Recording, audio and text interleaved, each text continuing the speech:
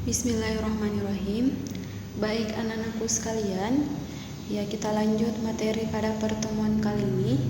Kita akan masuk di materi posisi garis terhadap sumbu, baik itu sumbu X maupun sumbu Y. Nah, di sini garis yang kita akan bahas yaitu posisi garis sejajar, posisi garis tegak lurus, dan posisi garis berpotongan. Untuk posisi garis sejajar, ya, dua buah garis sejajar itu tidak akan saling berpotongan.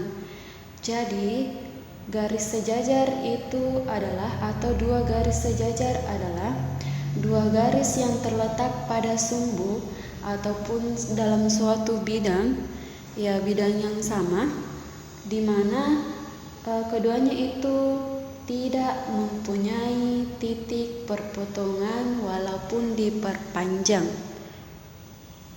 Ya, jadi perhatikan gambar ini, gambar bidang ini, ya X dengan Y. Ya, di mana yang dimaksud garis sejajar di sini, ya kita lihat garis K, dia sejajar dengan sumbu X. Ya, dia sejajar dengan sumbu X. Ya, perhatikan sumbu X adalah ini. Nah, ini K dia sejajar dengan sumbu X. Nah, dimana jika ini garis K-nya itu diperpanjang, dia tidak akan berpotongan dengan sumbu X. Ya, itu yang dinamakan dengan garis sejajar. Ya, selanjutnya untuk bagian ini L dia sejajar dengan sumbu X juga. Jadi ini dia juga ternyata sejajar dengan sumbu X ini. Dia sejajar ini, kemudian ini dia sejajar, sehingga untuk garis L dengan K itu dia sejajar dengan sumbu X. Ya, selanjutnya untuk garis M dengan N. Ya, berarti kalau misalkan ini garis M dengan N, kita fokus kepada sumbu Y. Ternyata ini N dia sejajar dengan sumbu Y. Ya, perhatikan ini dia sejajar, begitu pula dengan M. Garis M ternyata dia sejajar dengan sumbu Y. Nah, itu yang dinamakan dengan garis sejajar. Jadi garis sejajar di sini kita akan mempelajari garis sejajar terhadap sumbu X dengan Y. Ibu tadi sudah jelaskan mengenai contoh posisi garis sejajar terhadap sumbu X dan Y. Ya, selanjutnya untuk posisi garis yang tegak lurus. Nah, pada posisi garis yang tegak lurus, dia tegak, ya namanya juga dia tegak, berarti berdiri ya, tegak. Oke, dua ruas garis yang saling tegak lurus itu dia akan membentuk sudut 90 derajat. Nah, pada gambar yang tadi ini dia dinamakan dengan garis tegak lurus. Ya, dia dinamakan dengan garis tegak lurus karena dia tegak lurus terhadap apa? Dia tegak lurus terhadap X. Atau misalkan ibu buat garis lagi di sini, ya ini dia tegak lurus. Ya, dia tegak lurus terhadap apa? Terhadap ini. Jadi dia garis tegak lurus itu apabila posisinya dia berdiri, tergantung dari dia posisinya terhadap sumbu X ataupun sumbu Y.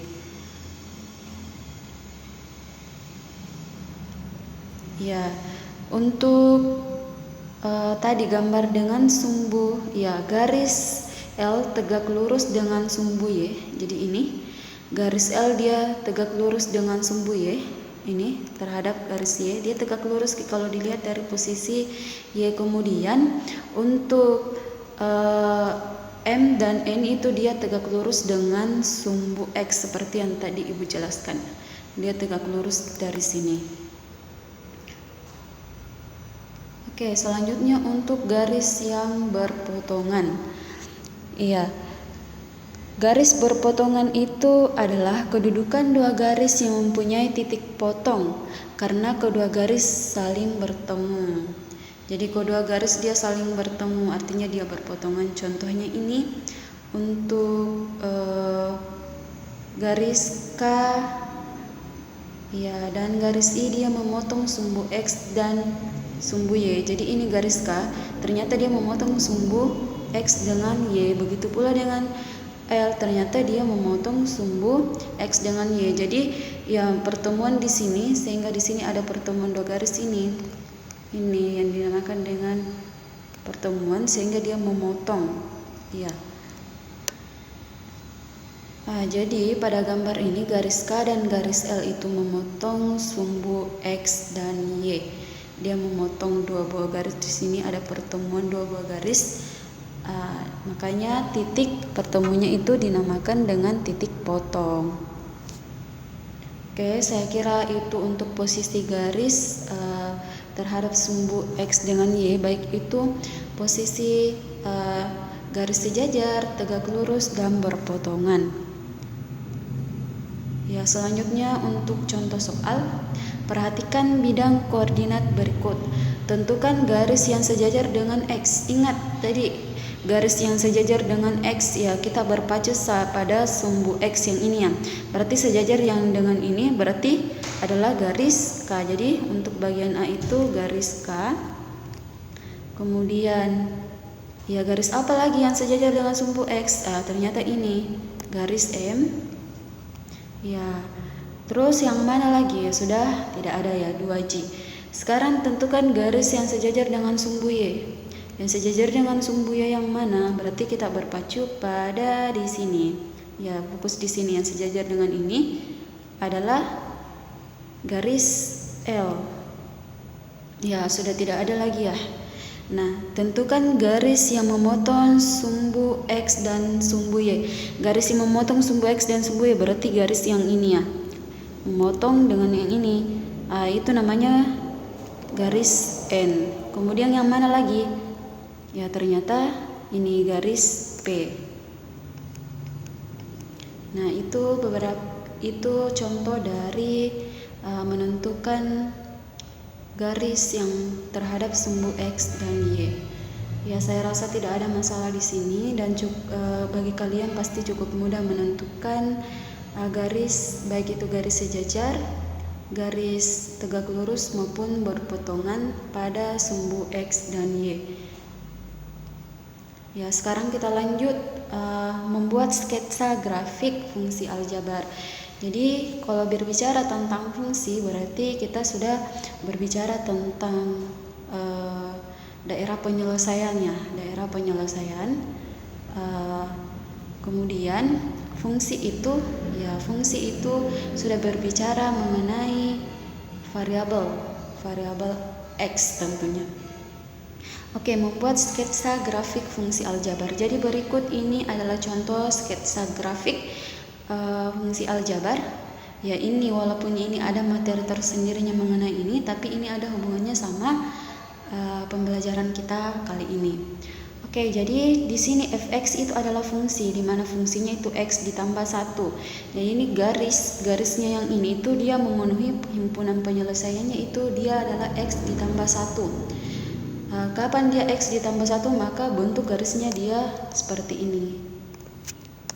Oke, untuk lebih lanjutnya perhatikan contoh soal berikut. Jadi ini suatu fungsi fx ya, dimana x tambah 1 mempunyai daerah asal domain yaitu 1, 2, 3, 4, 5. Ya, jadi yang dinamakan dengan domain itu adalah daerah asal. Buatlah tabel fungsi f-nya, kemudian gambarlah grafik fungsi dalam bidang koordinat kartesius. Jadi di sini ya 2 yang disuruhkan Ki. Ya, jadi sesuai tadi permintaan membuat dulu tabel fungsinya. Di sini untuk fungsi grafik fungsi aljabar itu suatu fungsi dari satu himpunan ke himpunan lain itu dapat dinyatakan dalam bentuk grafik. Ya, grafiknya itu dinamakan dengan grafik fungsi. Jadi nanti kita akan menggambar grafiknya. Oke, untuk poin A, buatlah tabel fungsi f-nya. Ya, karena rumusnya atau fungsinya dari soal itu adalah fx sama dengan x ditambah 1. Ini adalah rumus fungsinya yang tadi atau di sini untuk daerah asalnya itu adalah 1, 2, 3, 4 dan 5. Jadi Ibu tulis dulu domainnya itu dimulai dari 1, 2, 3, 4 dan 5. Oke, selanjutnya kita buat tabelnya. Kita buat tabel ya, dimana ini untuk daerah asal atau domain itu nanti kita ganti dengan nilai x. Jadi nilai x di sini, kemudian x ditambah 1 sesuai yang ini rumusnya. Terus nanti untuk daerah penyelesaiannya atau daerah hasilnya x, y. Ya. Ini untuk x-nya itu adalah domain atau daerah hasil. Ya tadi 1, 2, 3, 4, 5. Nah, saya buat tabelnya ini.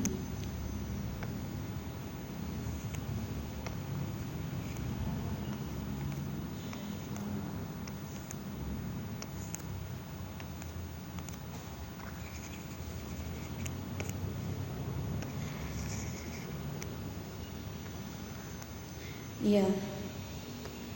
Di sini untuk x sama dengan 1, artinya di sini nilai x-nya kita ganti dengan 1. Ya, berarti di sini 1 ditambah 1 hasilnya 2. Ya, untuk x-nya sama dengan 2, berarti x di sini kita ganti dengan 2. Berarti 2 ditambah dengan 1, 3. Untuk x sama dengan 3, berarti x-nya di sini kita ganti dengan 3.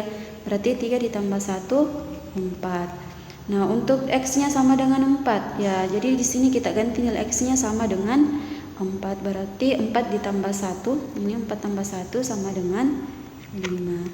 Nah, untuk x-nya sama dengan 5, berarti ini nilai x yang ini saya ganti dengan 5. Berarti 5 ditambah 1 sama dengan 6. Nah, sehingga untuk daerah penyelesaiannya ya x, y. Jadi ini adalah x berarti 1, 2, terus 2,3. Jadi ini koma ini ya.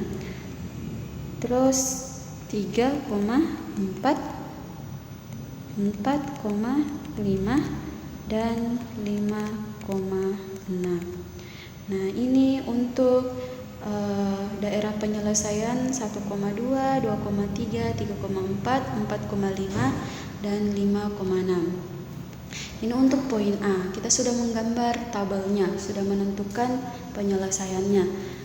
Nah, sekarang untuk bagian B tadi itu gambarkan grafik fungsi pada bidang koordinat kartesius. Nah, ini nilai yang kita peroleh. Nah, kita gambarkan grafiknya.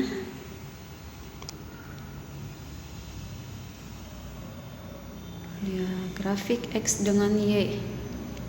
X, Y. Ini bagian B ya. Kita kasih masuk saja di sini sesuai titik-titik di sini untuk penyelesaiannya. Ya, di sini saya tulis angka titik 0,0 di sini untuk X sama dengan 1, 2, 3, 4 dan 5. Sekarang untuk Y-nya 1, 2, 3, 4, 5, 6. Ya, sesuai dengan yang ini. Ya, untuk yang pertama dulu kita perhatikan X, Y yang pertama itu 1,2. Nah, berarti kita cari posisi 1,2. X-nya itu 1, Y-nya sama dengan 2. Berarti ada di posisi ini.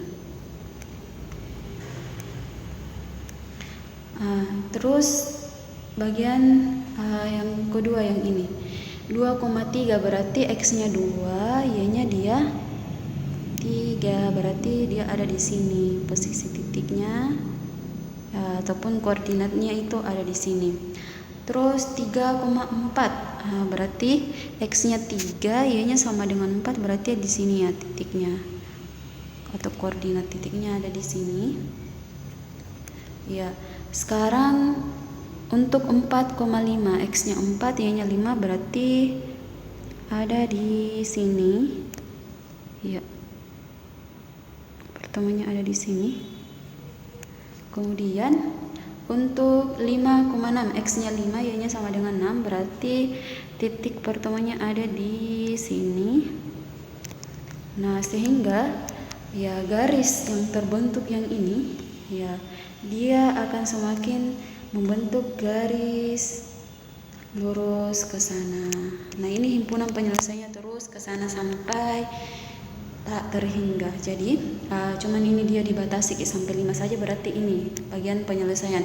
Jadi penyelesaian dari X ini merupakan penyelesaian dari fx sama dengan X ditambah 1. Nah, ini cara menggambar grafik fungsi pada bidang koordinat kartesius. Ya, selanjutnya jika ada yang ingin ditanyakan mengenai materi kita hari ini, silakan bertanya pada saat proses pembelajaran berlangsung.